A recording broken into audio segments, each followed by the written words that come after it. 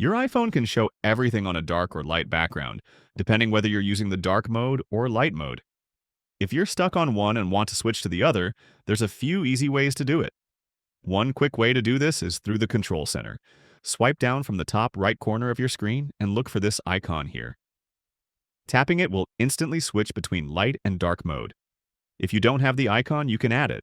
Just tap the plus icon in the top left corner, then add a control on the bottom of your screen, and find the dark mode button. Tap to add it to your Control Center.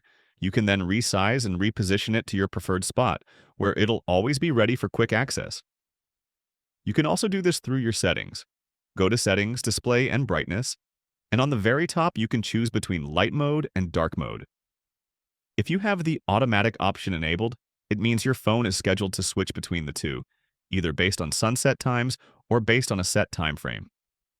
I find dark mode to be easy on my eyes in the evenings, so I've set my phone to automatically switch when the sun goes down. But if you want to stick to one option and prevent your phone from automatically changing these, just toggle off the automatic setting. That's it. Hope this helps. Leave a comment if you have any questions, and subscribe for more straight-to-the-point, quick tutorials like this. Thanks all. Until next time.